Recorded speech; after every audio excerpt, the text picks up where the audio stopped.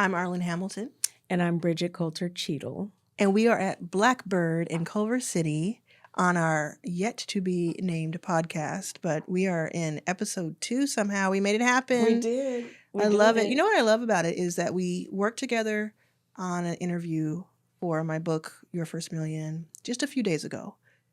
We said, let's do a podcast together. And then just a few days later, here we are in your podcast space at Blackbird, working on our second episode. I love that. Why was it important to you to move this fast? Like we touched on that a little bit in episode 1 where we talked about just going for things. Why is that important for people to move? I think if you have an idea and it feels right and the things are coming together, trusting that, maybe you don't have it fully planned, but it also isn't like we haven't done this. That's right. We both are have a certain expertise. Yes. And then coming together is kind of like, what's going to happen when we both have alignment and we talk and we have similar passions and values and a lot of things that you've been through, I've been through in different ways. And then we're very different. So that's right. Where does that like push-pull happens? And so for me, it was that. What about you? I think people can get really stuck by not acting. They think it has to be perfect or they think that they're not ready. It's true. None of us are ready. But if we could have easily said, yeah, let's do it, and either never done it, because that's happened all the time, or we could have spent like 3 to 6 months in pre-production, and it probably would have turned out the same. You're right? But we think about all the episodes that we're going to be able to put out in that amount of time. And then when you put things out into the world, opportunities start to open up and things just start to happen. That's why it's important. It's all part of investing in yourself and being a part of that. Because if you just go to the meetup, go to dinner with your friends who are entrepreneurs or who are working at companies like yours, go to the concert by yourself, do the thing, right? And something usually comes from it. And so I think it was just important for us because I really wanted to do this. That's why I personally did it quickly because I knew that we might just get stuck. Yeah. I like that. And there's a whole thing about like being unstuck, right? And what gets you stuck. Yeah. But there was also this innate trust and ease with it because we've both been doing similar things on different circles. Yeah. And this is the point of the intersection in that infinity circle that is where DNA grows from. And it's like really possible. We have a few friends in common, but I think most of our networks are separate. But one person we have in common is Jamila Jamil, right? Because we met at her. I don't know if we met for the first time there, but we definitely talked with her and worked with her, and she's just so cool. I've been playing The Good Place, her TV show I've been starting from episode 1 to with my wife because she had never seen it. She had never heard of it. So lucky to see it again. So we're like in season 2, kind of midway through. I laugh so like we try to watch like 1 or 2 episodes anytime I'm home. So it's like, every once in a while. I laugh so much because it has stood the test of time. Let me just say that. It's so funny and so whip smart. And then Jamila's role is so good. She's so wicked and so wonderful. So good at that. And she wasn't a trained actor. No. Yeah. She said she was a host in England, like a MTV type host. And then she got the gig. I mean, it's essentially. She's perfect. I can't even picture anyone else doing it. And my friend Kristen Bell is on the show. Oh, yeah, Kristen Bell. And she follows me on Instagram. She does. She does. And we've talked one time. One time on Instagram, we've exchanged it. So how do you know Kristen Bell? I know you're an actor. She did a show with my husband. Other things. Oh, really? One of my favorite shows, they did House of Lies. Oh, House of Lies. And it was really an incredible, her, Ben Schwartz, Josh Lawson, and Dawn was this, those moments when the energy comes magically? The show was insane. It's about management consultants, a world I didn't even know. Yeah. Again, one that was written for, the man who Dawn is playing is actually a white man. Really? And they just break down this crazy world of management consultants, which I don't think is as wild as it used to be. Yeah. But so Jamila asked us both to do a panel. And we met on that first panel. at Soho House. Look at that. Yeah, that's right. Are you talking about us? I thought you meant you and Kristen. Oh, I'm like, no, sorry. I I was just like, went back no, to I was like, oh, yeah, that that's happened to me. That's so fun. No, that my was life has been pretty surreal the past few years. So yes, no. So we did speak at Soho House, and I love that time, and it was great. it was really really cool. And so yeah, I just and I love that Frozen. You're friends Frozen. with I have a couple Frozen friends. yeah, They're all thought out. That's great. That's great. But yeah, and that connection. And I like a lot of things about her that were so interesting is I didn't realize what an advocate she was. You just see her as, and she's so vocal and like every day of her life, Jamila is advocating. Yeah, every day. And I just watched her as She-Hulk too. She was so good as Yeah, it was so fun. It was so fun. But she is advocating, which whether is people hear about it or not. Yep. She is putting on for people, and I think that's so important. Yeah. And now you and I are here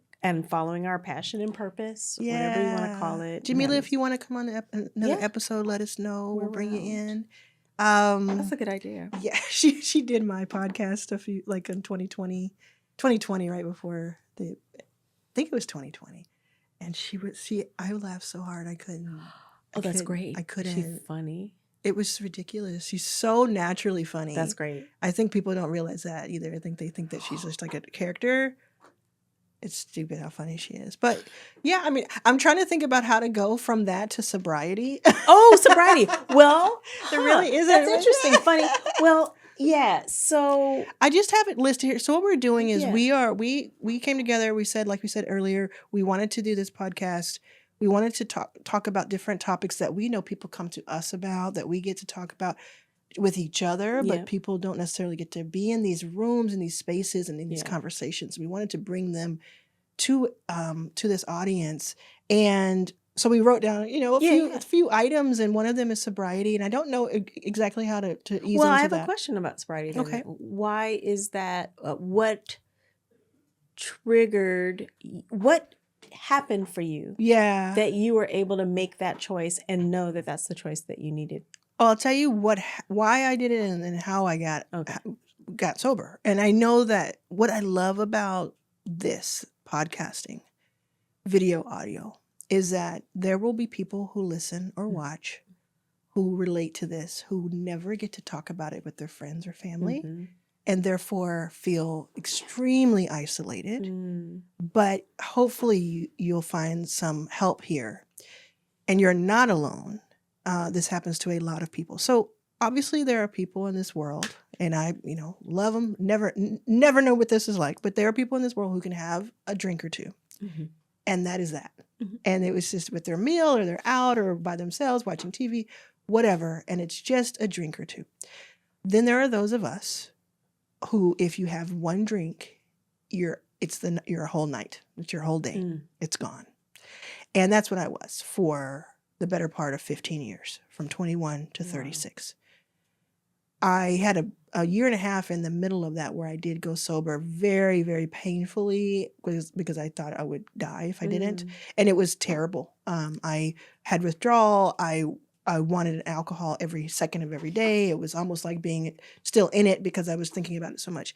This new way is much better, and I'll tell you exactly how, because I think it'll help people. But I started drinking at 21, and I really used to hate alcohol. Before that, I saw a lot of people in my family drinking, not my immediate family, but I would see people drinking, and it was very, it would be like a lot of kids would be around, and there would be adults, and I would sometimes wonder, like, if they're all drunk, what happens if something happens? Like, who takes us to the hospital? Or I remember having those thoughts. Oh yeah, and I remember thinking, and not my mother or anything like that, but like distant family when we would gather. And I remember thinking, I'm never going to drink. I hate drinking. And, it was this whole thing. And at the same time, I happened to go to Europe at 21, and I happened to be introduced to certain alcohols in Germany, ironically, because my wife is German, my current wife. Yeah.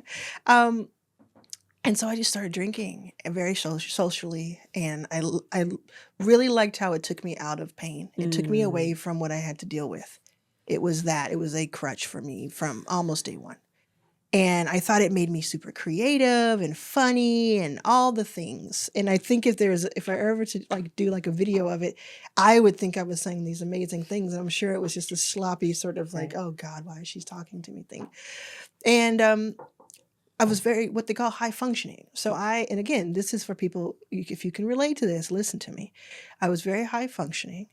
And so it was like, yeah, I was drinking a lot and but I was making things work.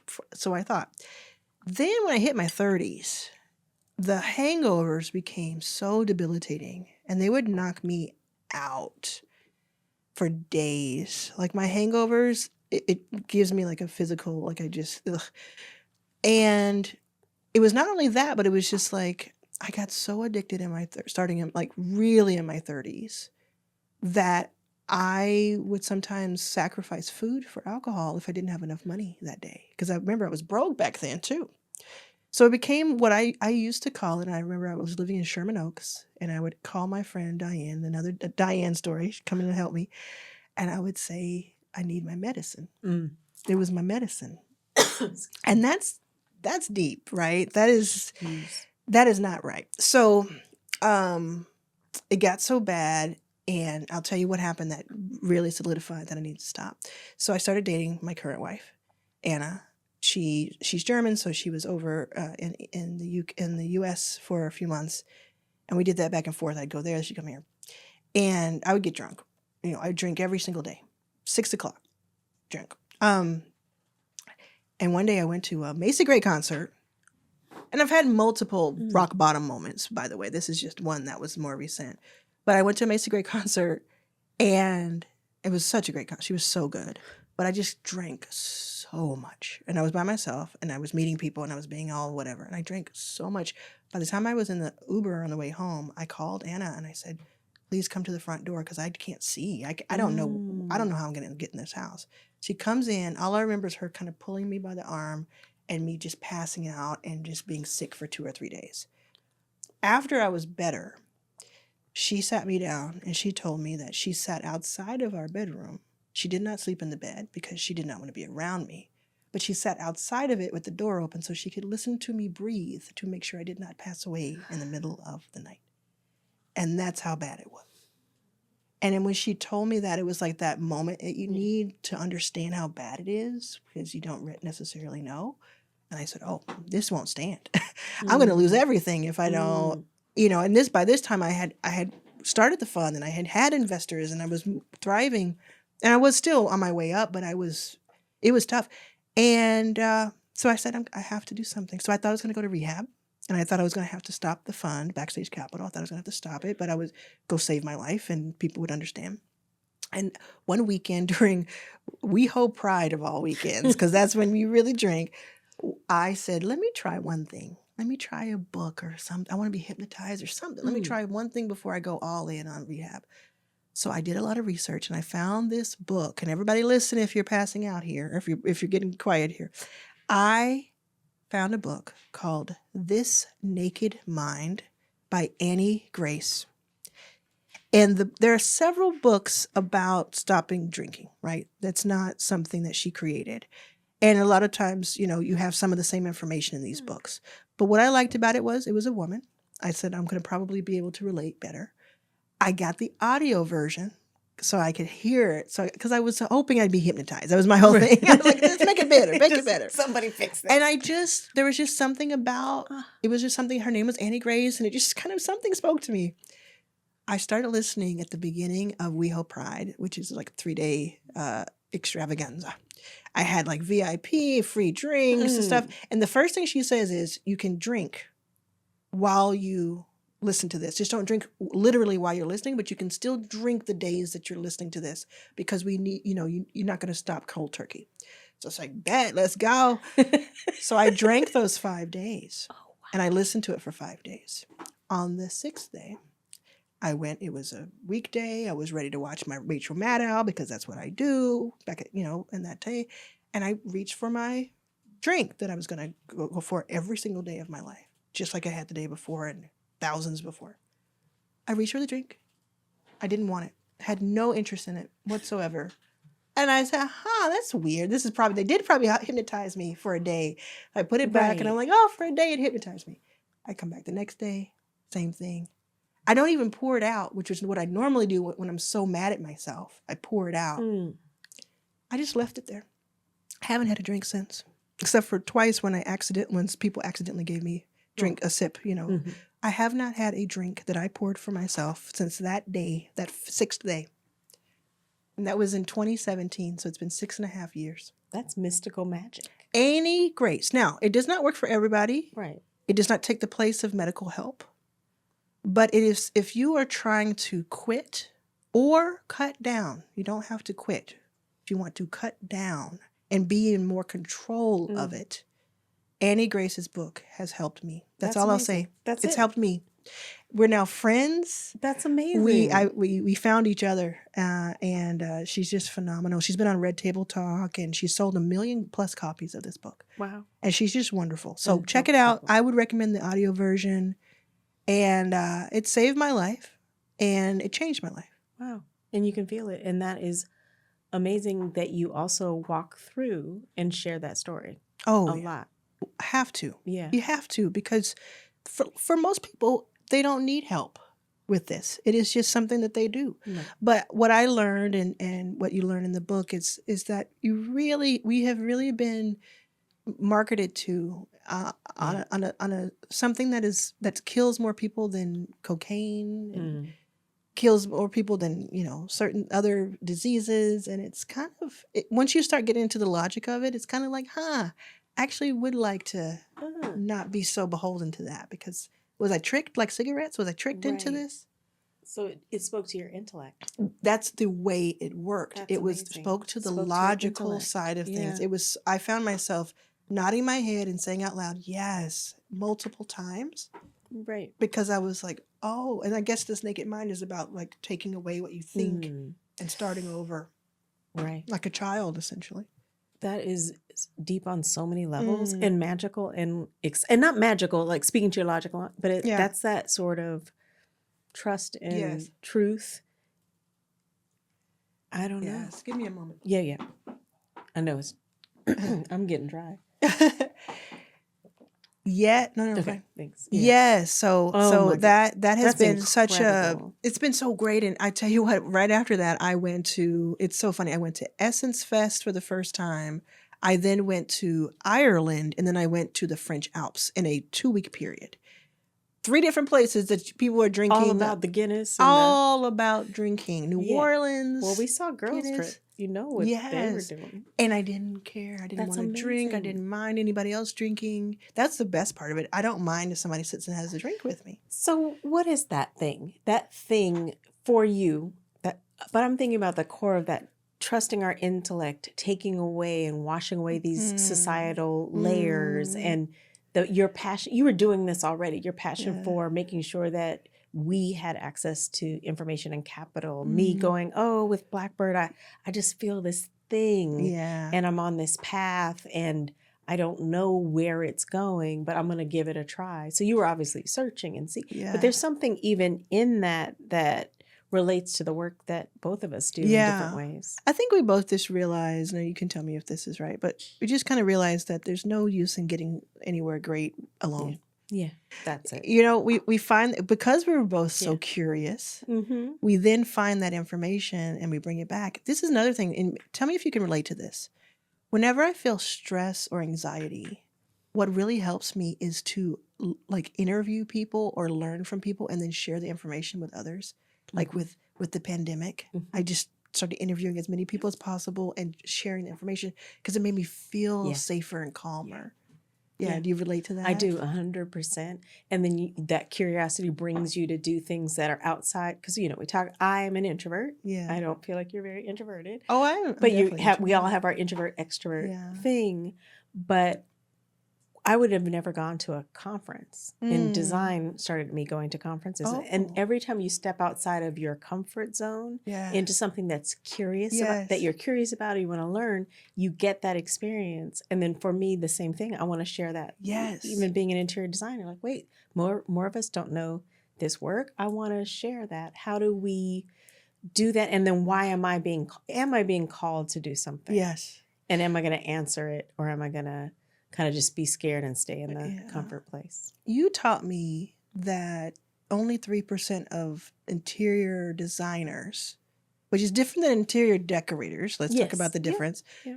Interior designers are Black. And that number's slightly growing, but it kind of keeps going up and back. Yeah. I didn't know that whatsoever. Isn't that scary? There are, like, I mean, what does an interior designer do, first of all? So interior designers are trained to look at all aspects of the interiors of a home, the adjacencies, the space planning, how you walk through the space, where you might sit, what you see when you look out a window. So you're thinking holistically, like, how am I experiencing space? If you go to a hotel that doesn't have good wayfinding, you're like, I'm lost. I don't know where to go. Good wayfinding. Wayfinding. So it's like, how do you find your way through a space? Ooh, so they call this it is very wayfinding. fancy. I feel very fancy right now. I know, it does so fun. But it's great. So someone probably listening to this or watching this would be great to be an interior designer, but hasn't really figured out what to call it. Or what was it that started telling you that you could do this? Doing my own homes and having this opportunity to have our first home. And I was moving furniture all the time. My husband was like, every time he'd come home, and even when I was pregnant, I was like moving a couch. I was like, it was this curiosity to know what if we sat in our living room this way or that way? What if we sat this way? What would change? What if we put chamois yellow on our walls? So I just used it as my canvas and my workshop. Wood shedding. So if you're a musician, you wood shed. Okay. So it's basically a period where you're trained and you do all this stuff, and then you go deep in to find your voice. You find it. So I was finding my interior design voice through physical space, experiment. But I've drawn since I was 12 years old. Yeah. When I was 12 years old, I was trying to fix our kitchen. Mostly because I was the oldest child and I was the one that had to do the dishes. So I was trying to fit a dishwasher in. So let's be real. I had a So you've been solutions driven from day one. I was solution driven. I presented my plan. I was an entrepreneur. I presented my plan to my mother on blue line packed paper. And she looked at me and she laughed. She was like, yeah, we ain't got no money. Yeah. You are not. Good for you. We're not about to. What we're not about to do is build that. So go wash them dishes. Yes. But all of that, fast forward, in our home, my husband would come home and I'd move the furniture. He's like, is there going to be a day when I don't come? And then people started asking me, I love what you do in your room. You painted this such a bold color. I never would have done that.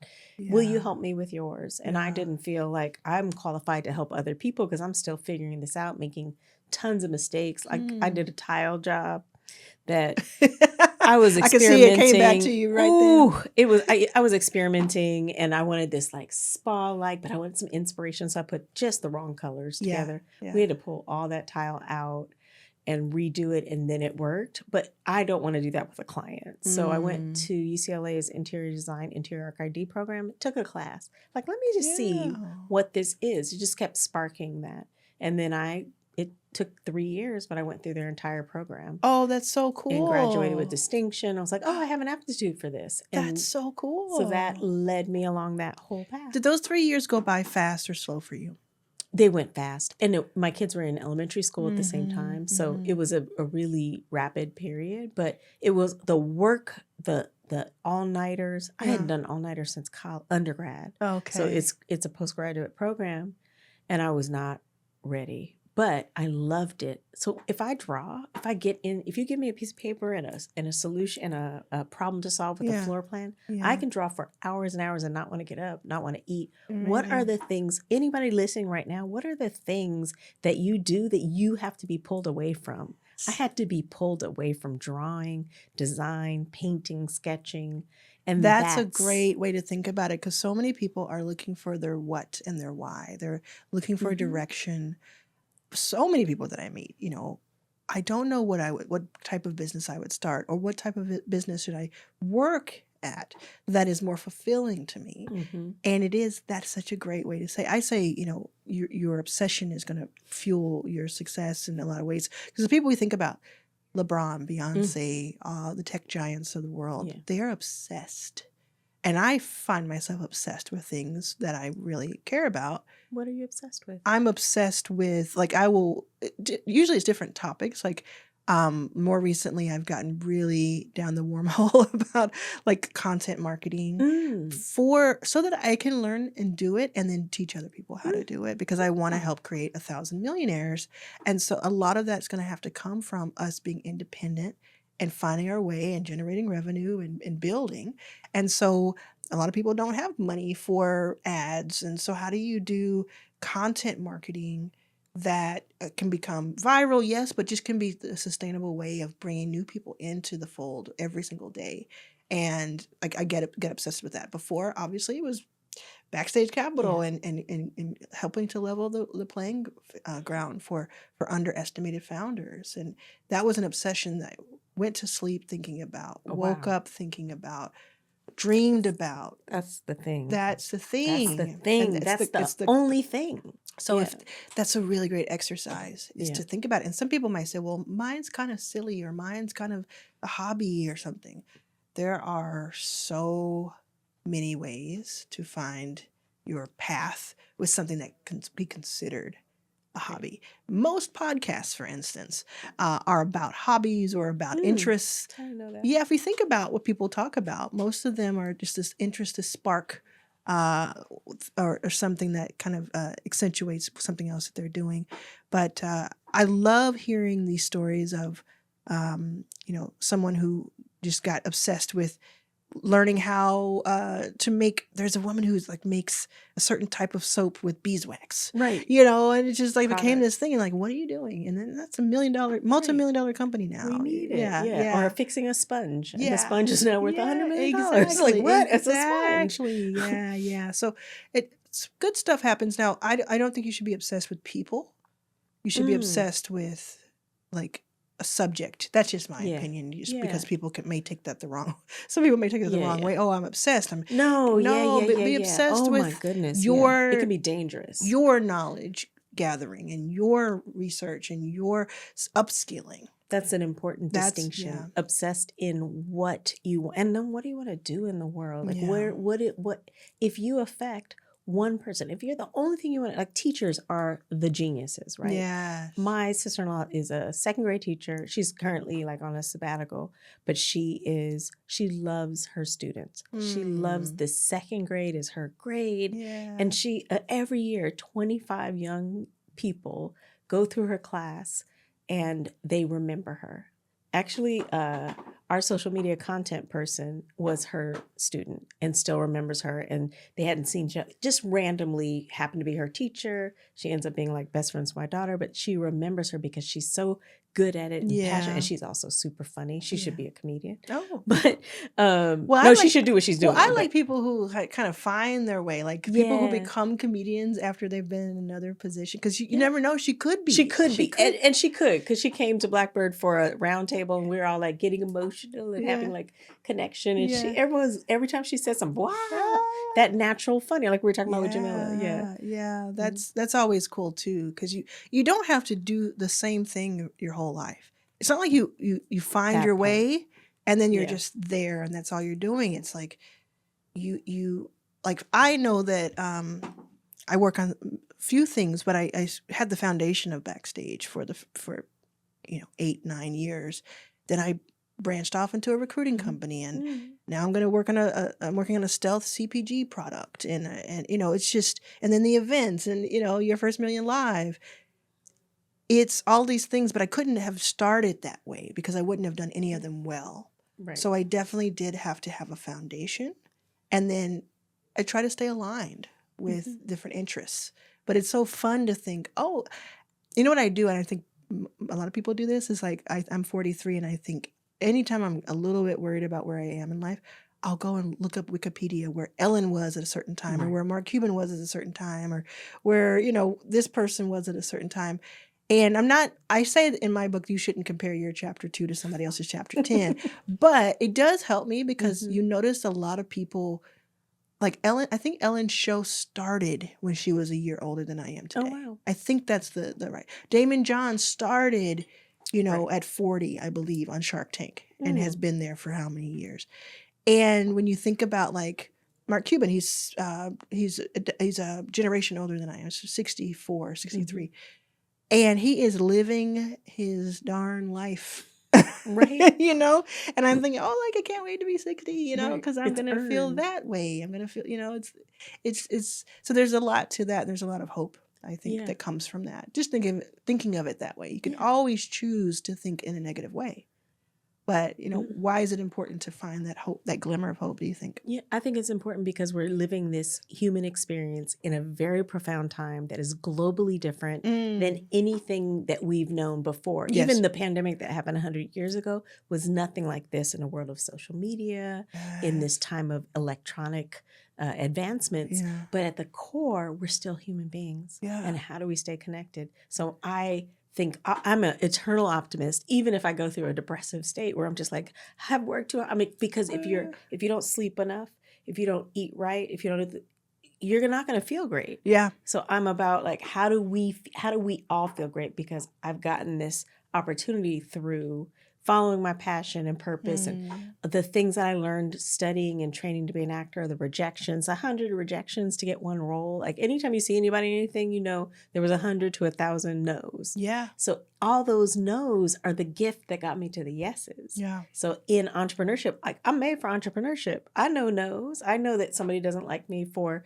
how tall you are, how that. There's just nothing you can do about that. But you keep going because if you know where some people call it zone of genius, or where your capabilities are and you can get better at it, then So sorry. no worries. Do you want to take a sip? No, Yeah. I'm just Okay. Yeah. If you know where your capabilities are and where you can get better, and that one thing you said, I want to bring other people along with me. I don't want to be alone doing this. We as human beings do not want to be alone. And in this time, they know, oh, okay, so social media, they knew when they started it 20 years ago, they had the playbook for what was going to happen. Yeah. And it's literally happened. They wrote the playbook. They know that you can. I'm guilty. If I had time and I got you can get on one of these social media platforms and an hour later you're like, what did I just do for an hour? Oh, sure. And you had and you're laughing, but you're sitting here next to your person. Oh, yeah. And you're like, that person's right there. And why aren't you just here all in the that time. moment? Right? All the time. And Anna and I are funny about. I mean, she's so different than I am for the most part when Which it comes is good. to that. That's a good. No, it's great. Yeah. Oh, it's so awesome.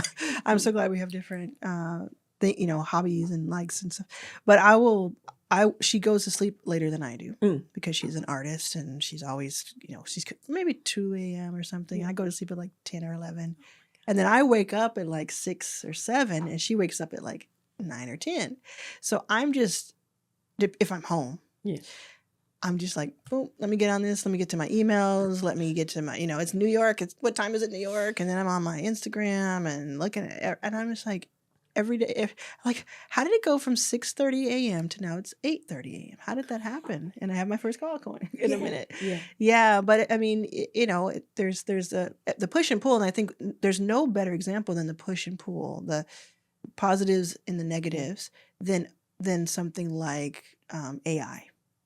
Talk to me about that.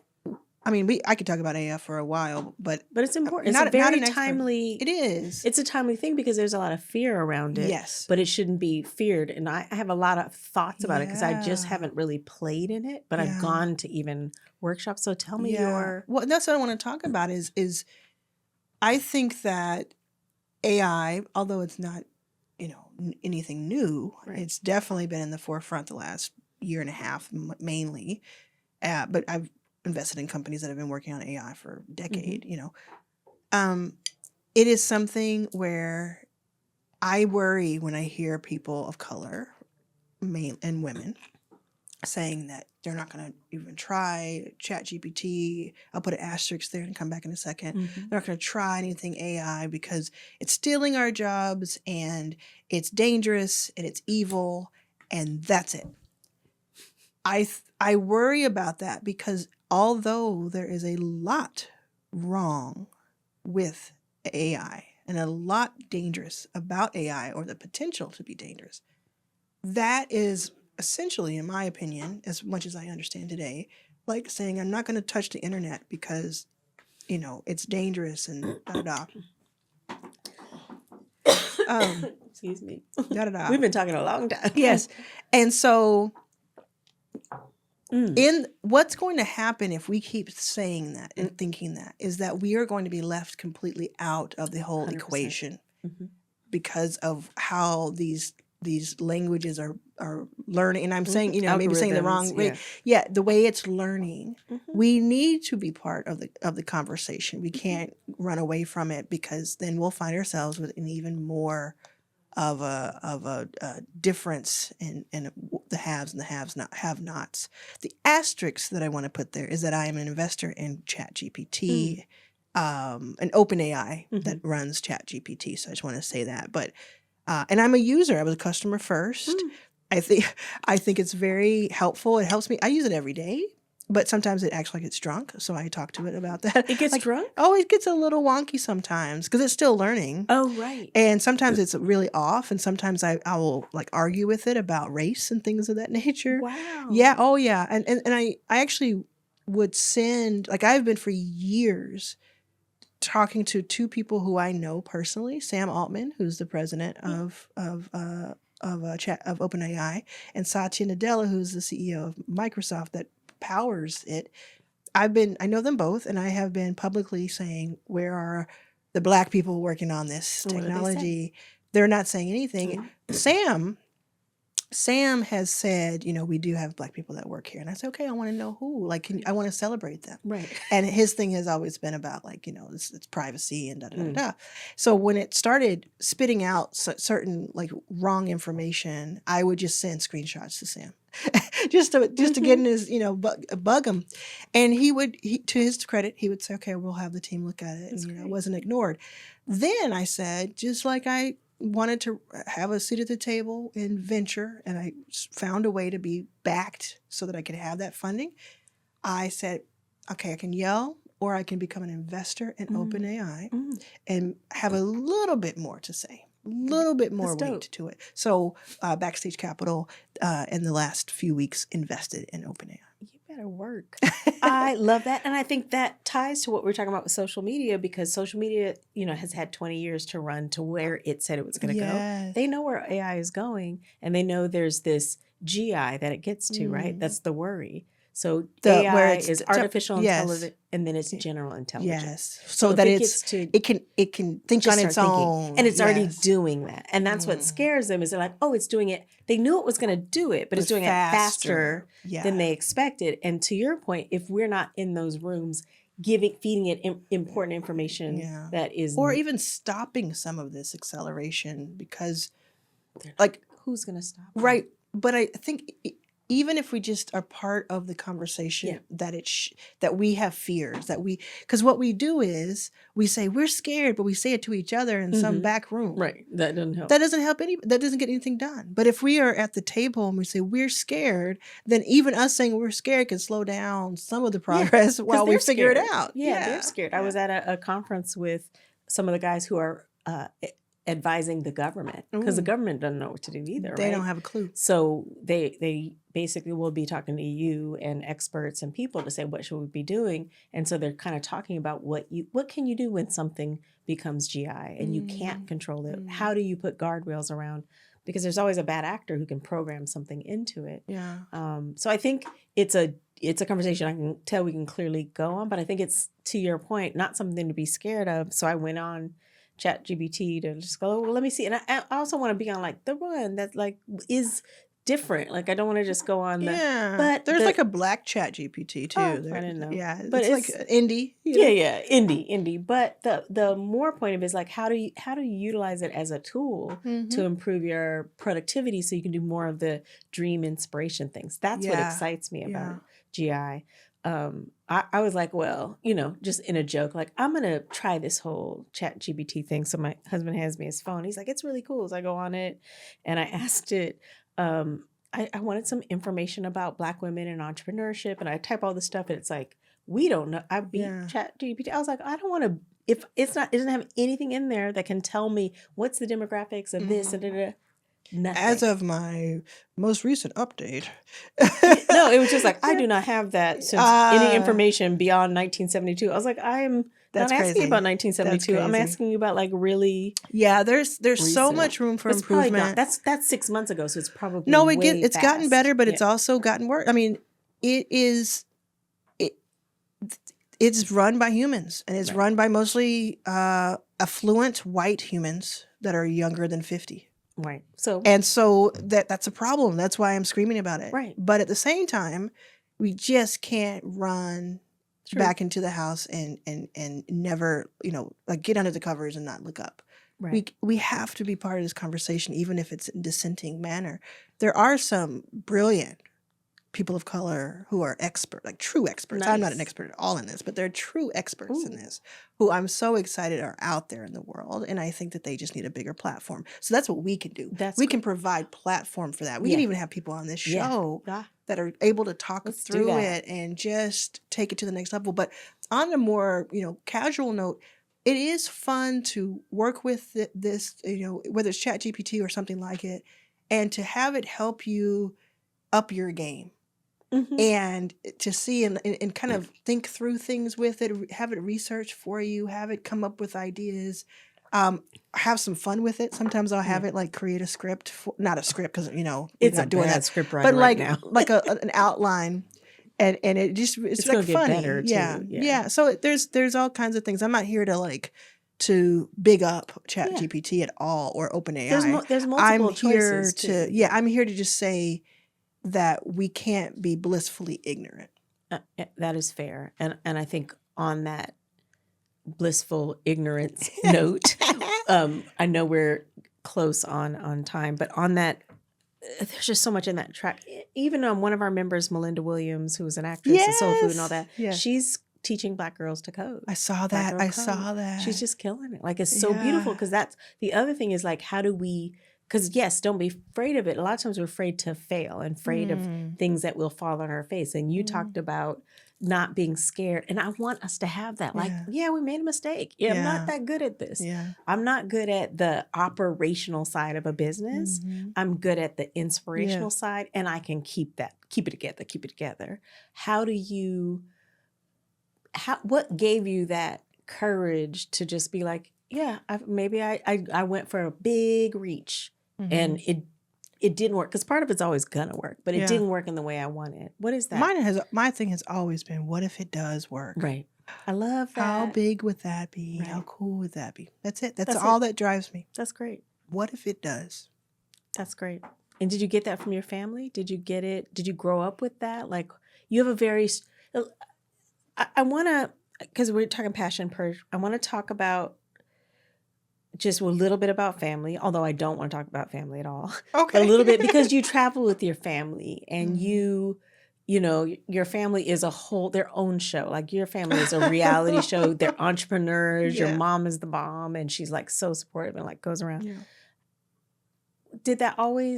Was that always that way, or did it develop, or? Yeah, we've had our ups and downs. I mean, we always had a lot of laughter in the house. We always had a lot of dreamers in the house, and so we've all been through some stuff together. Yeah. And we've been through some stuff, and we know how that we are down for each other with no money. And that's so great. That's been most of my life, most of my brother's life, most of my mom's life. And so that it comes from, like, we're so excited when we win or when we're doing something. The group chat is popping. It's like, oh, Alfred just, or might call him Alfred, but he goes by Rook. Rook just reached 250 million views on YouTube. Wow. Boom. Or he just had this great interview, or Angel just had this great thing happen with her cookie company, because she's a cookie company. My mom just is like killing it. Mom's great. Yeah. So and then they'll give me a lot of love when something, they'll find something. And so it's that. But I mean, we've definitely gone through. We've gone through it. Yeah. We've had moments where some of us weren't talking or this or that, but we all realized, like, my mom got diagnosed with cancer a few years ago after I started the fund. So I thought, oh, I started the fund, so everything's going to be fine now, because we used to not be able to afford health. So I had health insurance. So I had health insurance. Everything's going to be fine. Forgot that people still get sick. Right. And so she was diagnosed, and she went she had like ovarian cancer or something close to that, but I can't remember exactly what it was. But she was, having surgery, and it was she's older, and it was this kind of risky surgery because it was a very rare type of cancer. So she had to go to a specialist to have the surgery. So we family gathered from all over, and we were there with her, and I flew in, and she just brought my brother and I into the room, and she just, in her hospital stuff about to get taken away, she gives us both a letter that she has written to each of us. And I'm gonna make myself cry if I get too into it, but this really happened. She asked the person who was giving her the injection to play "I Hope You Dance," the Gladys Knight version, and so that "I Hope You Never Lose That Sense of Wonder" starts playing, and Gladys Knight singing it, and she said, "I want this to play while I go in case I don't come back." And it was just it was just a whole vibe. And she goes and she has the surgery for 2 or 3 hours, goes through it with flying colors. But essentially the letters were like, I've lived a wonderful life because of you two. And yeah, it was this whole thing. So after that happened, and after her husband passed away, who was older than her, we just don't take as much for granted anymore. That's beautiful. Yeah. I think that's so beautiful, and so hope for people listening that they can get that, because it's really special to watch and you feel it. Yeah. They were all here at your we all work together. It's just a family business. It's really beautiful because people talk about the challenges of family, and that's fine. Like, we don't have to do. I'm also not Pollyanna positive, but I'm like, let's put energy into the beauty part of it. Yeah. And if there's things to deal with, we do have to deal with them, because relating and relationships and all that is work. But that's really beautiful. Cool. Yeah. Well, I've had such a great time just kicking off this podcast, and we'll do some post work to say what it's called, because we still don't know. Yeah. But I've had so much, such a great time, and I feel like this is going to elevate my thinking and the way I look at life, just having these conversations with you every few weeks. Same. And so I'm very honored to be a part of this. Yeah, thank you for instigating it, and for being out there and doing the work you're doing. It's real and it's so exciting. And one thing we talked about is, I think we talked about the last episode, is for entrepreneurs or people, even if you're in a company and you're the only one in a room, there's this social isolation that is really combated by being in community. That's right. And find your tribe, find your co-conspirators, find your village, and there may be multiple people that are in that village. And I'm going to give you everyone 2 ways to do that. Yeah. If you are local to Los Angeles, or if you travel here often and you want a space to work, and again, this is not sponsored by, but I just really want people to experience this space. Thank you. Right, because it exists. Blackbird in Culver City, where we are right now, your co-working and studio space. What'd you call it? You said it was a studio. Storytelling studio. Storytelling studio. Come check it out. You can go to the website. Blackbird.house, www.blackbird.house. It's blackbird.house. Yeah.